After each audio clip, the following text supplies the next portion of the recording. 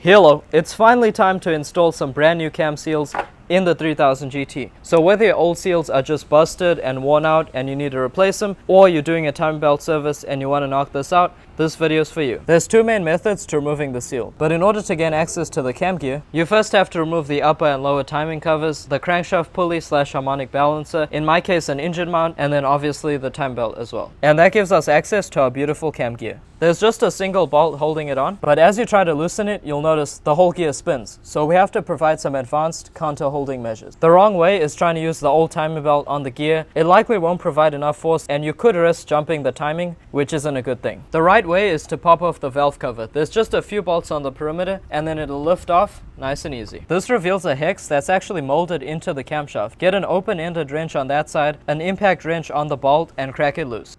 There's one bolt on the menu. Now the cam gear should slip off nice and easy. And there we go, target acquired. That black ring that surrounds the end of the camshaft, that's the cam seal. Method 1 involves actually prying the seal out. So you can use a flat blade screwdriver, a pick, or a dedicated seal puller just like this one to actually pull that seal out. The problem with this method is the seal is often in there so tight that you run the risk of damaging the cam cap surface or the cam itself as you try to pry it out. If you do want to use this first method though, the seal puller is probably your best bet. So here's how you can use it. Take this curved beak on the end, press it into the inner section of the seal, rotate 90 degrees, position the support against a solid piece of metal, then use kind of like a cantilever action to pull that seal out. It works pretty well, I've had success with it, but it doesn't work so well when the seal is recessed, just like this. So my preferred method, and method number 2, is going to be removing this cam cap. There's just 2 bolts that hold it on.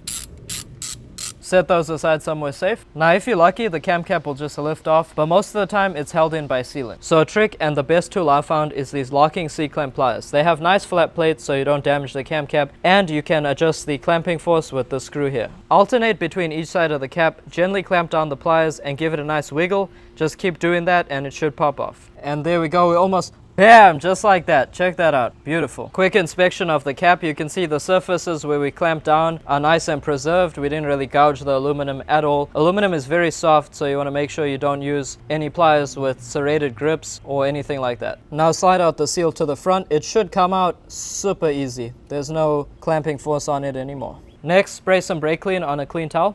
Wipe down the mating surfaces of the cap, the camshaft itself, and the groove where the seal sits. Repeat those steps for the cam cap, give it a nice wipe, make sure all the mating surfaces are nice and clean. Also, spray down the holes where the bolts go. Oil typically pulls up in there and it can mess you up when you go to torque down the bolts. Then dry off the area with some compressed air. And last but not least, there's a tiny hole in the bottom of the channel. Run a straw or something thin through there to clean out any possible debris, oil buildup, or sludge. Grab the cap and some RTV gasket maker. Apply a very thin layer to the mating face. When you're done, it should look something like this. Lubricate this surface with a tiny bit of engine oil. Just make sure it doesn't run onto the mating surfaces. Pop the cap back into place. Give it a few light taps to seat it in. Put a thin layer of Loctite on the bolts. Just like that. Install these bad boys hand snug. Wait 1 hour, then torque down both the bolts. In my case, that magic number is 14 foot-pounds.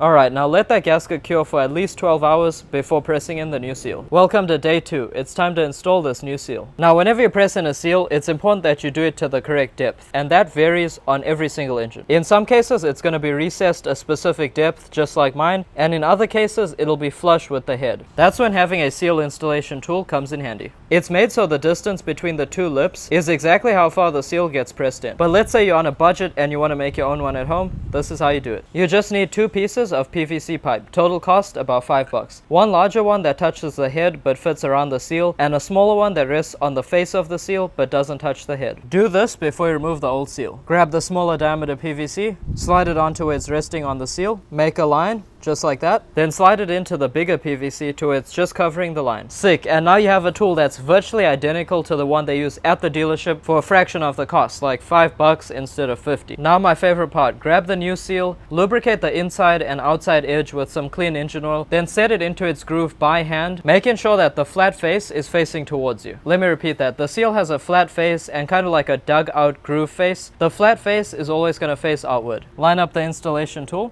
Then give it some good taps with the mallet to drive it in.